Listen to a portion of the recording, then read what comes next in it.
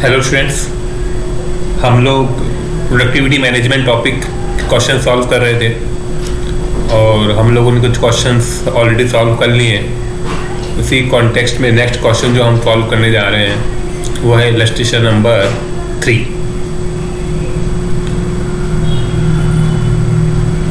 Illustration number 3 हम read करें, क्या इन्फॉर्मेशन हमें दी हुई है और क्या हमें निकालना है। The following data is available for a machine in A manufacturing unit. 8 hours work per day, एक दिन में 8 घंटे काम होता है। वर्किंग डेज पर मंथ 25 है, मतलब एक महीने में 25 डेज वर्क होता है।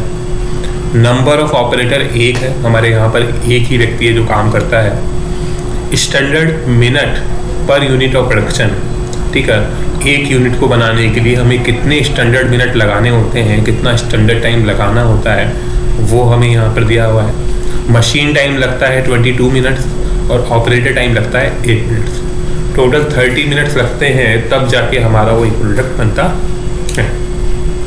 If plant is operated at 75% efficiency and the operator is working at 100% efficiency, what is the output per month? ठीक है, तो यहाँ पर उन्होंने कहा कि भाई हमारा ऑपरेटर तो जो है वो 100% एफिशिएंसी पे काम कर रहा है और प्लांट अगर 75% एफिशिएंसी पे काम कर रहा है तो हमारा आउटपुट एक महीने में कितना होगा। ठीक है, अगर मुझे आउटपुट निकालना है, ठीक है, मुझे अगर आउटपुट निकालना है तो मुझे 2 चीज़ें यहाँ पर चाहिए। ठीक है, अगर मुझे मेरा आउटपुट पर मंथ निकालना है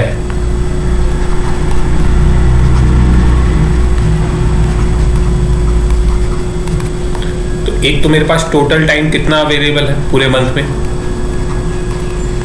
टोटल टाइम अवेलेबल कितना है मेरे पास, और एक मुझे चाहिए स्टैंडर्ड टाइम पर यूनिट। ठीक है, स्टैंडर्ड टाइम पर यूनिट। तो टोटल टाइम में अगर मैं standard time per unit divide कर दूंगा तो मेरे नंबर ऑफ यूनिट्स निकल के आ जाएंगे कि मेरा कितना स्टैंडर्ड प्रोडक्शन होगा एक महीने में। ठीक है, तो ये 2 चीज़ें मुझे चाहिए। तो अब हम निकालें कि इधर ये दोनों चीज़ें हमारे पास हैं क्या। ठीक है, तो देखो टोटल टाइम अवेलेबल की हम बात करें कि टोटल टाइम हमारे पास कितना अवेलेबल है एक महीने में काम करने के लिए, वो हम बात करें।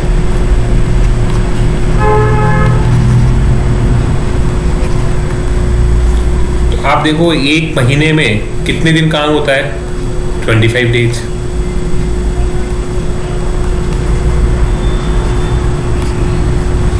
एक दिन में कितने घंटे काम होता है, 8 आवर। और अगर मैं इसको मिनट में निकालना चाहूँ तो एक घंटे में कितने मिनट होते हैं, 60 मिनट्स। तो ये कितना हो जाएगा हमारा 12,000। मतलब हमारे पास टोटल कितने मिनट्स अवेलेबल है काम करने के लिए, 12,000 मिनट। ठीक है, अब दूसरी चीज मुझे क्या निकालनी है, standard time per unit. Standard time per unit, अगर ये दोनों चीज़ें मेरे पास है, मतलब टोटल टाइम अवेलेबल कितना है और स्टैंडर्ड टाइम पर यूनिट कितना है, अगर ये दोनों मेरे पास अवेलेबल है तो मेरा आउटपुट पर मंथ निकल जाएगा, जो कि क्वेश्चन डिमांड कर रहा है। ठीक है, तो स्टैंडर्ड टाइम पर यूनिट हमको दिया हुआ है क्या, यस, स्टैंडर्ड टाइम हमें पर यूनिट हमें दिया हुआ है 30। ठीक है, स्टैंडर्ड टाइम में 2 एलिमेंट है, एक मशीन एलिमेंट है उसमें 22 मिनट्स लग रहे हैं, एक ऑपरेटर एलिमेंट है मतलब मैन टाइम है वो 8 मिनट है। ठीक है, तो मतलब उस यूनिट को बनाने के लिए, उस प्रोडक्ट को बनाने के लिए मशीन भी लगेगी और ऑपरेटर भी लगेगा, दोनों मिलकर 30 मिनट देंगे, 30 मिनट देंगे, तब जाके वो हमारा प्रोडक्ट बनेगा। ठीक है, तो स्टैंडर्ड टाइम हमें डायरेक्ट दिया हुआ है 30 मिनट्स, तो ऐसा जिसमें कोई वर्किंग करने की जरूरत है नहीं हमको स्टैंडर्ड टाइम पर यूनिट निकालने में, वो हमको क्वेश्चन में डायरेक्ट दिया हुआ है।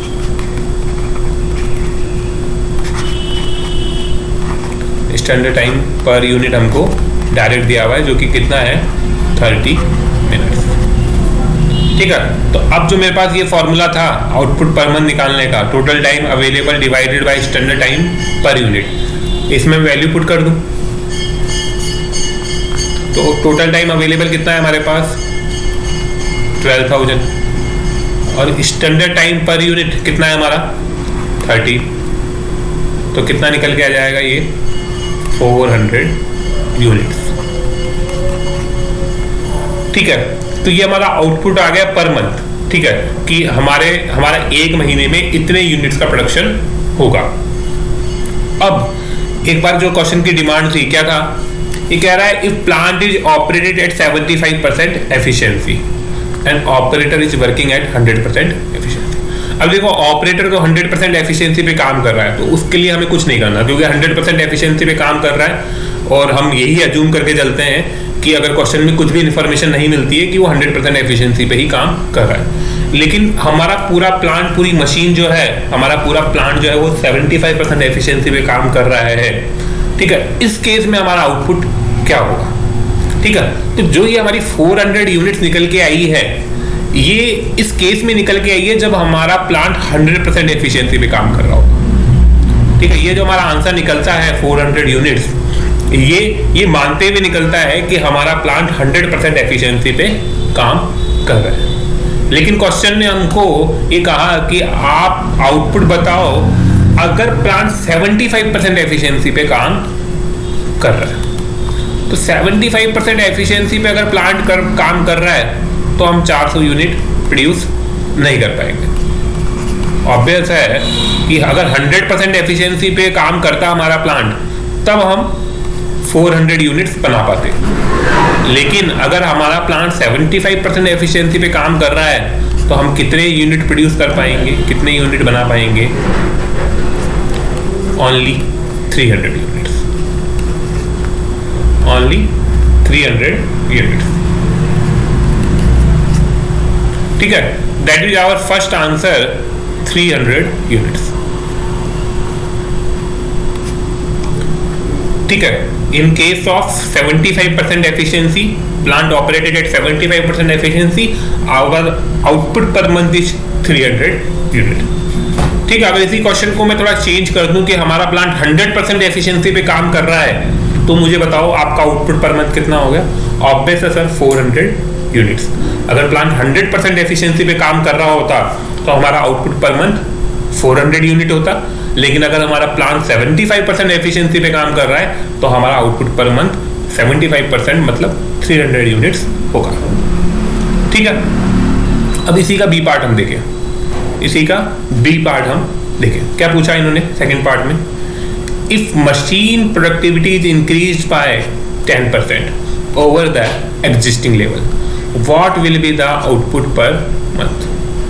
अब देखो, इन्होंने क्या कहा कि देखो, दो एलिमेंट लग रहे हैं, हम प्रोडक्ट बना रहे हैं तो मशीन भी लग रही है और मैन भी लग रहा है, ऑपरेटर भी लग रहा है। ठीक है, तो इस बार कह रहे हैं कि मशीन की प्रोडक्टिविटी जो है वो बढ़ गई पहले से, ऑपरेटर की जो प्रोडक्टिविटी है वो सेम है पहले जितनी, मशीन की प्रोडक्टिविटी बढ़ गई। ठीक है, तो अभी हम बात करें, मशीन की प्रोडक्टिविटी बढ़ गई और आप पूछ रहे हैं what will be the output per month. अब आपका आउटपुट पर मंथ क्या होगा? ठीक है, तो क्वेश्चन में सिर्फ इतना सा चेंज करना है कि आपको मशीन की प्रोडक्टिविटी को इंक्रीज कर देना है 10% से, और अकॉर्डिंग आपका आंसर चेंज हो जाना चाहिए। ठीक है, तो देखो स्टेप्स जो है वो लगभग यही काम में आने वाले हैं। ठीक है, मतलब फॉर्मूला यही रहेगा हमारा, total time available divided by standard time per unit. अब देखो, टोटल टाइम अवेलेबल जो है उसमें कोई चेंज नहीं आएगा, टोटल टाइम अवेलेबल जो है उसमें कोई चेंज नहीं आएगा।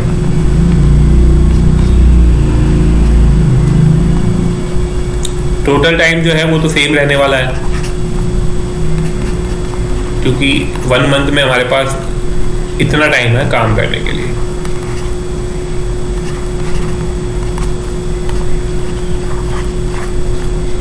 क्योंकि ये तो हमारा निकल गया था। अब स्टैंडर्ड टाइम में थोड़ा चेंज आएगा। स्टैंडर्ड टाइम की मैं बात करूं तो सर, स्टैंडर्ड टाइम में हमारे पास यहाँ पर 2 तरह के स्टैंडर्ड टाइम है। एक है सर मैन का,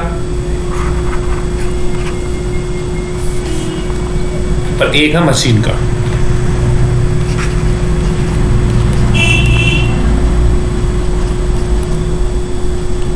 एक है मशीन का और दूसरा है मैन का।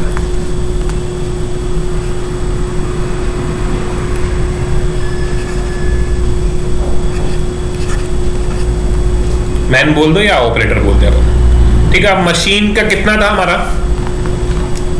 मशीन का था 22 मिनट्स और मैन का कितना था सर? मैन का था सर 8 मिनट्स।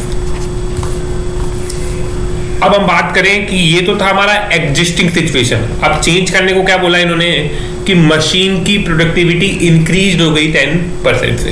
अब देखो, अगर मशीन की प्रोडक्टिविटी इंक्रीज हो गई, बढ़ गई, तो अब हमें कहीं ना कहीं कम टाइम लगेगा प्रोडक्ट बनाने में, कम मशीन टाइम लगेगा प्रोडक्ट बनाने में। ऑब्वियस, अगर मशीन की प्रोडक्टिविटी बढ़ गई, मशीन की प्रोडक्टिविटी इंक्रीज हो गई, दैट मीन्स मशीन अब और अच्छा काम करेगी, और मशीन अगर और अच्छा काम करेगी तो मशीन को कम टाइम लगेगा एक यूनिट बनाने में। तो मुझे अब ये निकालना है कि एक यूनिट बनाने में अब मशीन को कितना टाइम लगेगा। पहले तो 22 मिनट लगते थे, पहले 22 मिनट लगते थे 1 यूनिट को बनाने में, लेकिन अब अगर मशीन की प्रोडक्टिविटी 10% इंक्रीज हो गई तो अब एक यूनिट बनाने में कितना मशीन टाइम लगेगा वो मुझे यहां पर निकालना है। तो मैं कैसे निकालूंगा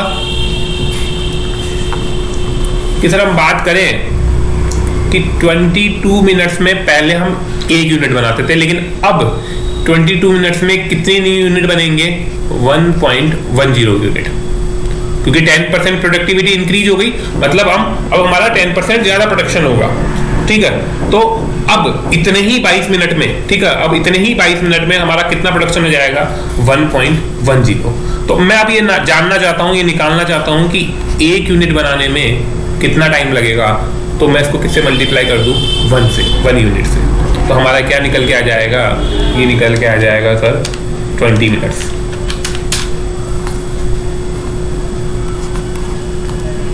मीन कि अब मुझे एक यूनिट बनानी है तो 20 मिनट लगेंगे मशीन के, ठीक है, 20 मिनट्स मशीन के लगेंगे तो मेरा एक यूनिट बच जाएगा। ठीक है, पहले जबकि 22 मिनट लगा करते थे। वही मैन के लिए क्वेश्चन में कुछ भी नहीं कहा है, तो मैन के लिए हम बात नहीं करेंगे, सिर्फ मशीन की प्रोडक्टिविटी इंक्रीज करने के लिए कहा है, तो सिर्फ मशीन की प्रोडक्टिविटी में चेंज करेंगे, मशीन के टाइम में चेंज करेंगे, बाकी और कहीं चेंज नहीं करेंगे। तो जो मेरा मैन टाइम है ये एज इट इज 8 मिनट्स ही रहेगा। दोनों का टोटल कर दूं मैं, तो मेरा टोटल स्टैंडर्ड टाइम क्या हो गया एक यूनिट को बनाने का? 28 मिनट। ये मेरा स्टैंडर्ड टाइम हो गया एक यूनिट को बनाने का।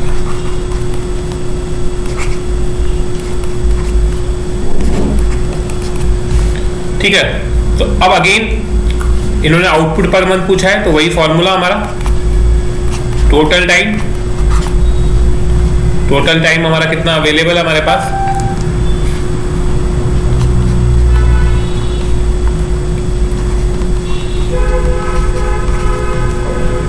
Divided by standard time per unit.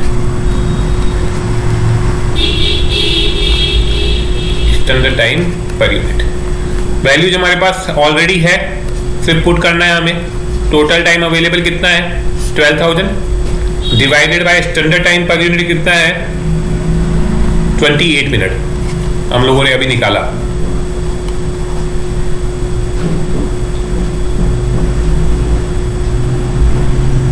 ठीक है, डिवाइड करेंगे हम, कितना आएगा? ये आएगा सर 428.57। 428.57। अभी देखो हम बात करें तो ये हमारा प्रोडक्शन आ गया कि एक महीने में कितना प्रोडक्शन होगा? 428.57 यूनिट्स का। लेकिन ये कब होगा? जब हमारा प्लांट 100% एफिशिएंसी पे काम कर रहा होगा। जबकि क्वेश्चन ने क्या बोला हमको कि हमारे यहाँ पर तो प्लांट कितनी परसेंट एफिशिएंसी पे काम करता है? 75% एफिशिएंसी में। तो हम अगेन हमको यहाँ पर प्रोडक्शन निकालना है। इफ प्लांट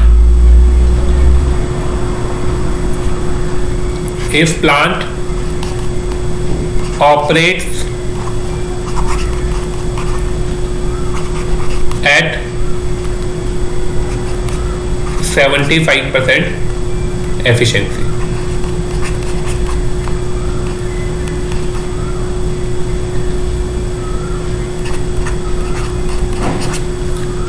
ठीक है, तो हमारा आउटपुट क्या होगा?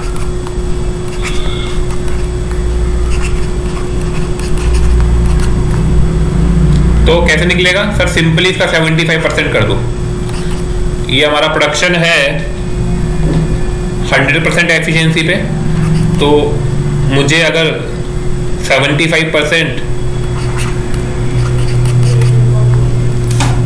एफिशिएंसी पे अगर प्रोडक्शन निकालना है तो मैं 75% से मल्टीप्लाई कर दूँ,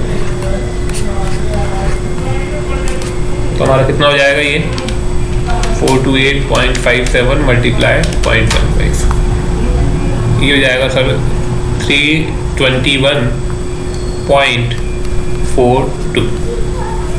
ठीक है, तो ये हमारा सेकंड पॉइंट का आंसर हो गया जब हमने मशीन की प्रोडक्टिविटी को 10% से इंक्रीज कर दिया, और इस केस में हमारा आउटपुट पर मंथ जो है वो कितना हो जाएगा 321.42 यूनिट्स। अभी देखो इसमें सिर्फ चेंज इतना ही करना था, बाकी सारी कंडीशंस आपको प्रीवियस वाली लेनी थी। मतलब आपका मैन टाइम वही रहेगा, आपका टोटल टाइम अवेलेबल वही रहेगा, आपकी जो कंडीशन थी कि हमारा प्लांट 75% एफिशिएंसी पे काम करता है, वो भी आपको कंडीशन यहाँ पर सेम लेनी है। तो बाकी चीज़ें सब प्रीवियस वाली लेनी है, सिर्फ आपको चेंज करना है मशीन की प्रोडक्टिविटी के अकॉर्डिंग मशीन टाइम में। ठीक है, अब इसी का थर्ड क्वेश्चन देखें, थर्ड पॉइंट।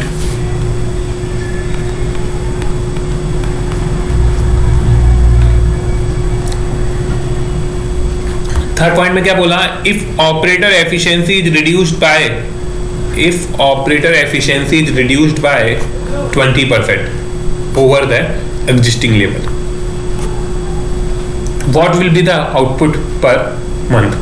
क्या कहा इन्होंने कि इस बार ऑपरेटर की एफिशिएंसी रिड्यूस हुई है 20% से, तो मशीन को हमें टच नहीं करना है इस बार, मशीन के साथ कुछ भी नहीं करना है हमको। ऑपरेटर की एफिशिएंसी रिड्यूस हुई है तो हमारा टाइम किस में चेंज होगा, ऑपरेटर में। ठीक है, ऑपरेटर टाइम में चेंज करना है, बाकी क्वेश्चन एज इट इज काम करेगा। ठीक है, तो sir again total time available तो हमारे पास है ही, ठीक है, तो उसमें तो कोई दिक्कत नहीं। स्टैंडर्ड टाइम हमें निकालना है। अब स्टैंडर्ड टाइम में अगर हम बात करें तो स्टैंडर्ड टाइम में दो चीजें हमारे पास, स्टैंडर्ड टाइम में हमारे पास दो चीजें,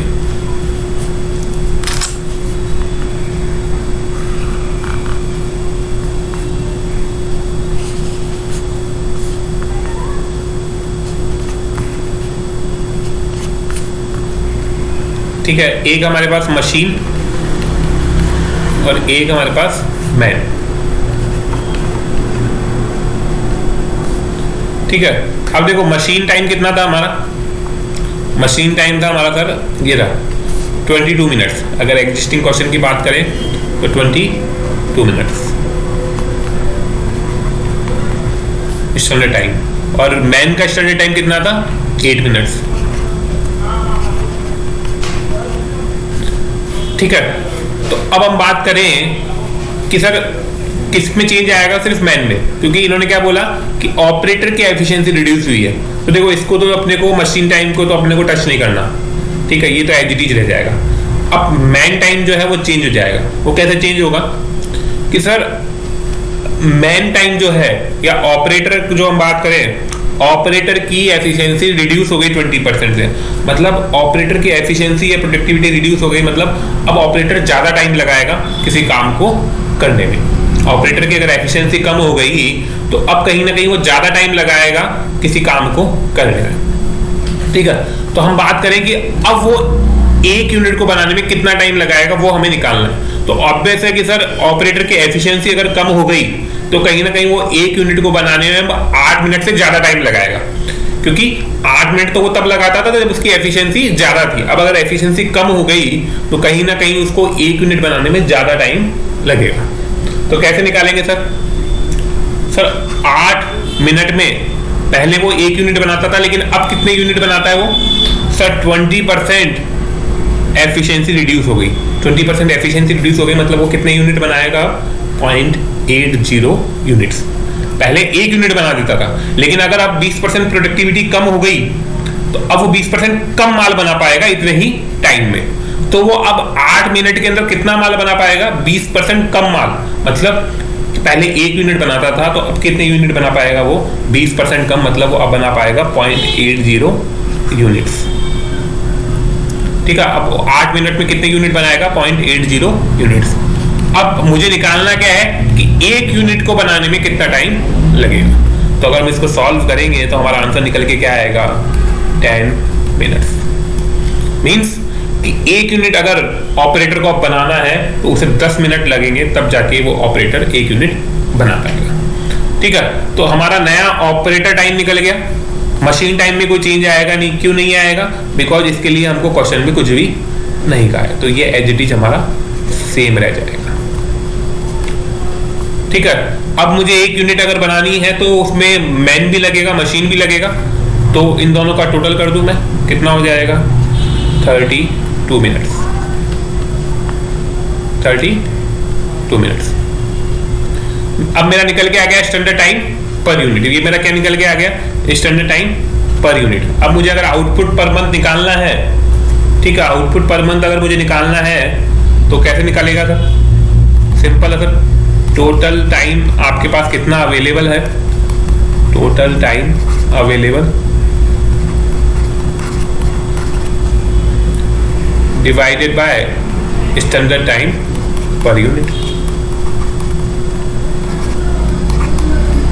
तो टोटल टाइम अवेलेबल शुरू में सर फर्स्ट टाइम ही निकाल लिया था हमने। देखो ये 12,000 कहाँ गया? ये हम लोगों ने शुरू में निकाल लिया था, तो बार बार यही काम आएगा।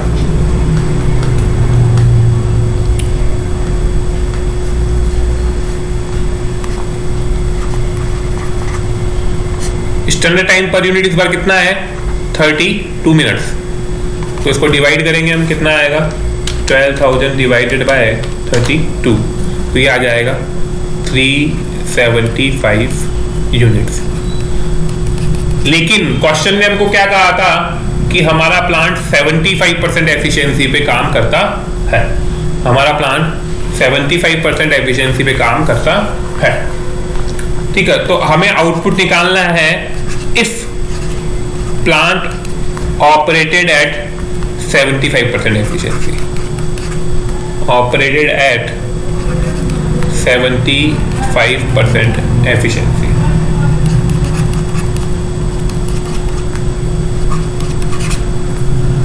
ठीक है, अगर हमारा प्लांट 75% एफिशिएंसी पे ऑपरेट कर रहा है तो आउटपुट पर मंथ कितना होगा? तो आउटपुट पर मंथ कितना होगा वो हमें निकालना है। जो ऊपर 375 यूनिट्स आए हैं वो किस कंडीशन में आए? जब हमारे यहाँ पर 100% एफिशिएंसी पे काम हो रहा है, लेकिन हमारे यहाँ पर तो 75% एफिशिएंसी पे काम हो रहा है। तो उस केस में हमारा आउटपुट पर मंथ प्रोडक्शन कितना होगा? तो सर 375 को मल्टीप्लाई कर दें 75% से, तो ये निकल के आ जाएगा 281.25 यूनिट्स। राउंड ऑफ आप इसको कर सकते हैं, इसको आप 281 यूनिट्स भी लिख सकते हैं।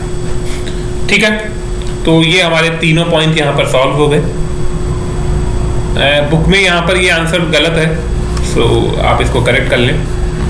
ठीक है, इस तरीके से भी कर सकते हैं, लेकिन ज़्यादा बेटर अप्रोच जो हम लोगों ने फॉलो किया है वो ज़्यादा बेटर अप्रोच वो है। ठीक है, अब जो नेक्स्ट क्वेश्चन जो है वो लोग हम करने जा रहे हैं वो है इलस्ट्रेशन नंबर 13। हम लोग इलस्ट्रेशन नंबर 13 पहले क्यों कर रहे हैं? बिकॉज वो ऑलमोस्ट सिमिलर क्वेश्चन है।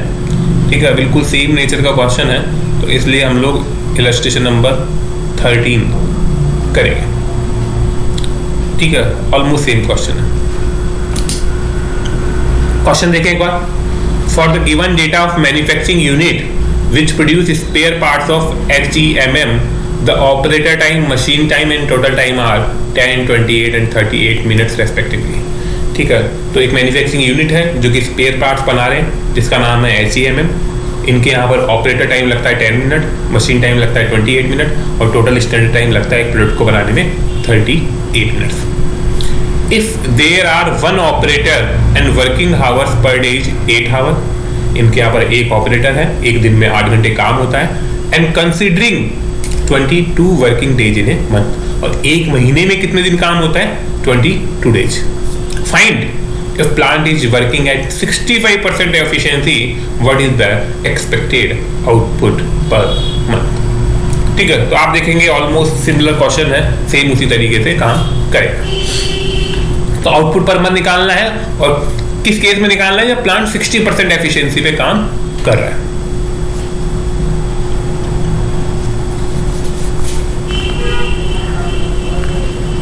ठीक है, तो इलस्ट्रेशन नंबर 13। क्या दो चीजें चाहिए? सर एक तो हमको चाहिए टोटल टाइम कितना अवेलेबल हमारे पास एक महीने में काम करने के लिए, टोटल टाइम अवेलेबल।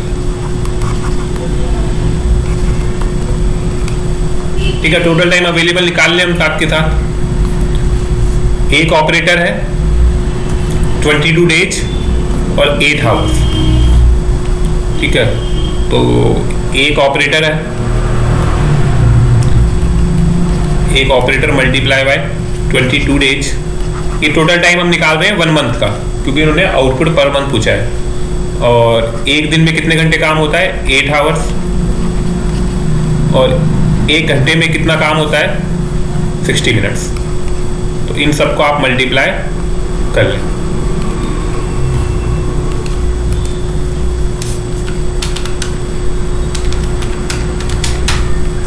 तो ये निकल के आ गया sir 10,560।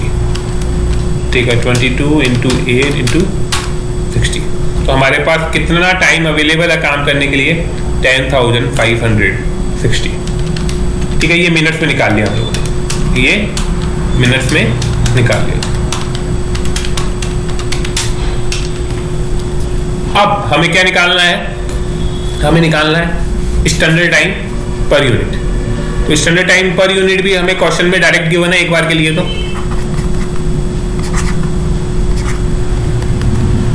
Standard time per unit कितना दिया हुआ है हमें, 38 minute. Total time of standard time 38 minute.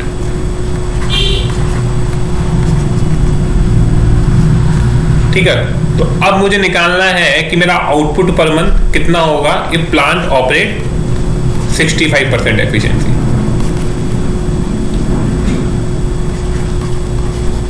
Plant work at 65% efficiency.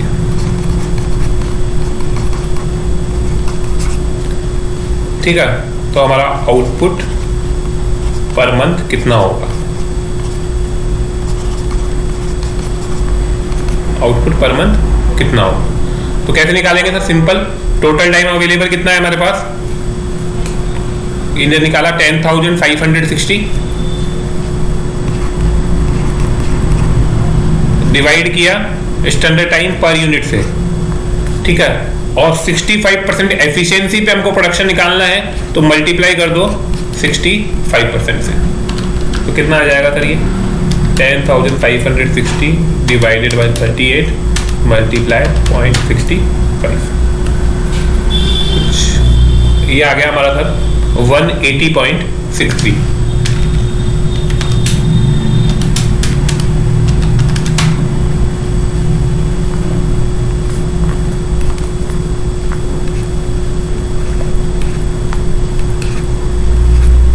Again round of कर सकते हो इसको आप, 181 यूनिट्स भी लिख सकते हो। ठीक है, सिंपल है। अब क्वेश्चन में क्या चेंज किया, if plant productivity is increased by, अब देखो यहां पर ये मिसिंग है, इंफॉर्मेशन थोड़ा सा गलत है, इसको करेक्ट करना है। ये प्लांट वर्ड नहीं है, यहां पर मशीन है, इसको आप मशीन लिखना, क्योंकि प्लांट का मतलब तो क्या हो जाता है, ओवरऑल हो जाता है, मशीन मैन पावर सब कुछ हो जाता है। तो यहां पर आप करेक्शन करना है, इसको मशीन करना है। इसको plant if machine productivity is increased by 20% over the existing level, what will be the output per month. ठीक है, तो ये कह रहे हैं कि मशीन की प्रोडक्टिविटी अगर 20% बढ़ जा रही है तो आपका आउटपुट पर मंथ क्या होगा। तो अभी दो चीजें चाहिए हमको आउटपुट पर मंथ निकालने के लिए, एक टोटल टाइम अवेलेबल, वो हमारे पास ऑलरेडी है, standard time per unit change हो जाएगा, तो वो चेंज होके क्या आएगा वो हमें निकालना है। तो मैं डायरेक्ट पहले स्टैंडर्ड टाइम पर यूनिट निकाल लेता हूं।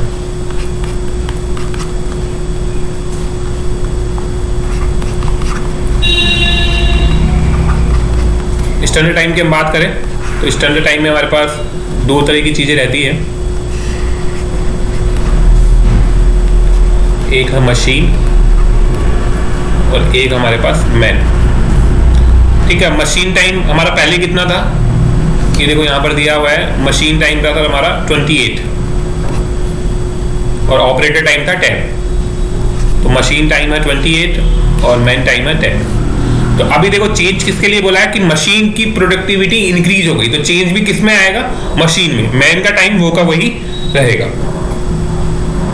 तो मशीन की प्रोडक्टिविटी इंक्रीज हो गई, तो अब हमें कम टाइम लगेगा एक यूनिट को बनाने में। पहले हम एक यूनिट बनाने में 28 मिनट लगाते थे, पहले हम एक यूनिट बनाने में 28 मिनट लगाते थे, अब एक यूनिट बनाने में हमें कम टाइम लगेगा। ठीक है, तो कितना टाइम लगेगा वो निकालना है हमें।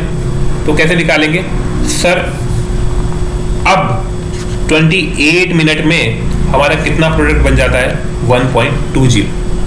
क्यों? क्योंकि सर 20% प्रोडक्टिविटी इंक्रीज हो गई, 20% प्रोडक्टिविटी इंक्रीज हो गई।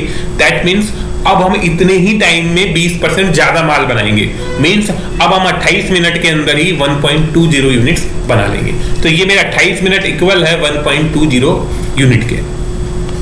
अगर मुझे एक यूनिट बनानी है तो मुझे कितना टाइम लगेगा, तो मैं मल्टीप्लाई कर दूं 1 से, तो ये कितना आएगा 28 डिवाइडेड बाय 1.2, ये आ जाएगा सर 23.33 मिनट। ठीक है, अभी जो मैन का स्टैंडर्ड टाइम है वो सेम रहेगा, बिकॉज इसके लिए कोई चेंजेस नहीं कहा हमको। तो अब हमारा टोटल स्टैंडर्ड टाइम कितना हो गया, 33.33 मिनट। ठीक है, अब आउटपुट पर मंथ निकालना है हमें इस केस में।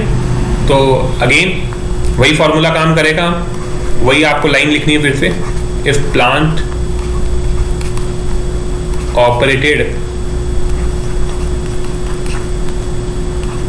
एट 65% एफिशिएंसी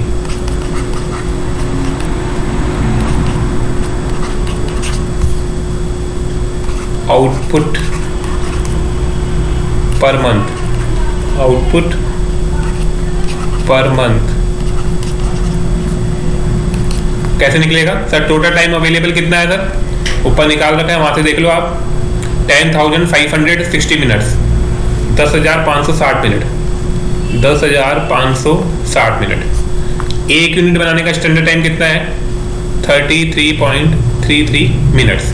और हमारा प्लांट कितनी परसेंट एफिशिएंसी पे काम कर रहा है, 65% एफिशिएंसी पे। इसको कैलकुलेट करें सर, कितना आ रहा है, 10,560 डिवाइडेड बाय 33.33 मल्टीप्लाई 0.65, ये आ रहा सर 205.94 यूनिट्स। ठीक है, ये हमारा 205.94 यूनिट्स आ गया। नाउ इसी का थर्ड पार्ट सॉल्व करें हम, सी पार्ट सॉल्व करें।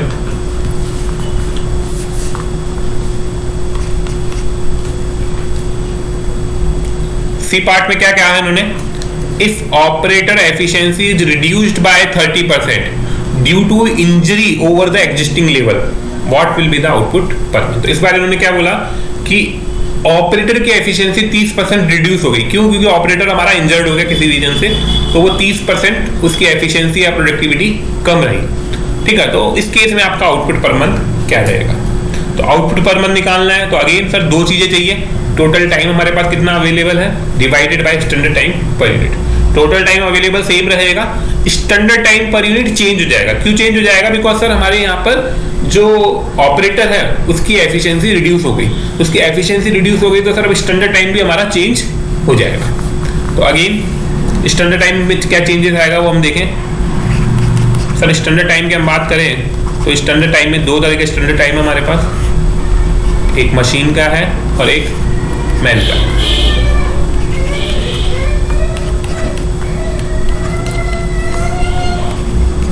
एक मैन का है, ठीक है। मशीन का कितना था, क्वेश्चन में दिया हुआ है हमको 28 और मैन का है 10 मिनट्स। तो एक बार के लिए तो मैं एग्जिस्टिंग लिख लेता हूं, जो हमारा एग्जिस्टिंग टाइम है।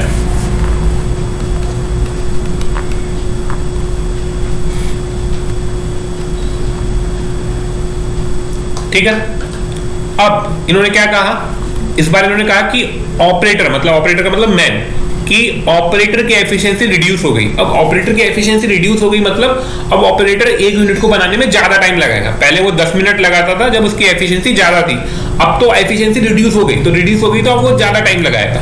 तो कितना ज्यादा टाइम लगाएगा वो एक यूनिट बनाने में, वो हमें निकालना है। तो कैसे निकलेगा सर, पहले वो 10 मिनट में एक यूनिट बनाता था, लेकिन अब उसकी एफिशिएंसी 30% रिड्यूस हो गई। अब उसकी एफिशिएंसी 30% रिड्यूस हो गई, तो अब वो इतने ही मिनट में कितने यूनिट बनाएगा, 30% कम, मतलब वो कितना यूनिट बनाएगा, 0.70। अब वो 10 मिनट में 10 मिनट्स में कितने यूनिट बनाएगा, 0.70 यूनिट्स। तो एक यूनिट बनाने में से कितना टाइम लगेगा, तो हम एक से मल्टीप्लाई कर देंगे,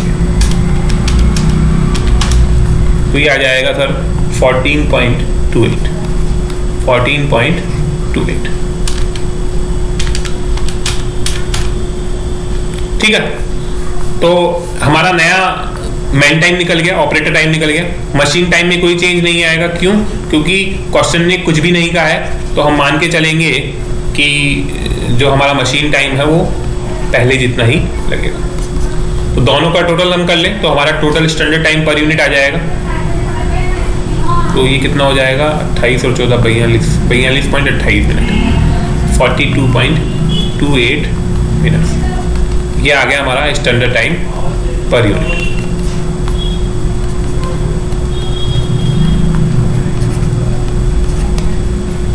ठीक है, अब आउटपुट पर मंथ निकालना है, तो वही हमारा if plant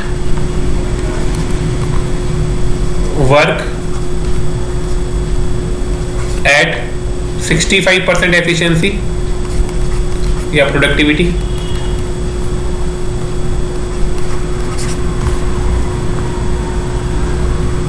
our output per month will be। ठीक है, आउटपुट पर मंथ निकालना है। अगर हमारा प्लांट 65% एफिशिएंसी पे काम कर रहा है तो हम किस तरीके से निकलेगा sir, total time available. Total time कितना है हमारे पास अवेलेबल काम करने के लिए? सर हमारे पास काम करने के लिए टाइम है, कहाँ गया, 10,560। सर इतने हमारे पास इतना टाइम अवेलेबल है काम करने के लिए। और एक यूनिट को बनाने में हमारा कितना स्टैंडर्ड टाइम लगता है, 42.28। और सर हमारा प्लांट 65% एफिशिएंसी पे काम कर रहा है, तो हम 65% से भी मल्टीप्लाई कर लेते हैं। तो हम कैलकुलेट करें, क्या आएगा, 10,560 डिवाइडेड बाय 42.28 मल्टीप्लाई 0.65, ये आएगा सर 162.34 यूनिट्स। ठीक है, इस केस में हम कितना प्रोडक्शन करेंगे, हमारा आउटपुट पर मंथ होगा 162.34 यूनिट्स, या हम इसको राउंड ऑफ भी बोल सकते हैं 162 यूनिट्स। ठीक है, यहाँ पर कुछ आंसर डिफरेंट आ रहा है, नहीं अच्छा नीचे है, ओके। ठीक है, अगेन यहाँ पर ये जो निकालने का तरीका है ये थोड़ा डिफरेंट है। ठीक है, अगेन मैं प्रीफर नहीं करूँगा, मैं तो कहूँगा कि इसके साथ ही जाएं हम, इस वाले तरीके से ज़्यादा बेटर है। बाकी बुक के साथ जाना चाहें तो उससे भी हम जा सकते हैं। ठीक है, तो इलस्ट्रेशन नंबर 13 हमारा कंप्लीट हुआ। जो रिमेनिंग क्वेश्चंस है वो हम आगे के लेक्चर्स में, आगे क्लासेस में कंप्लीट करेंगे। आई होप आपको क्वेश्चन समझ में आए होंगे। ठीक है, वीडियो पसंद आए तो चैनल को सब्सक्राइब करें, वीडियो को लाइक करें। Thank you so much, bye.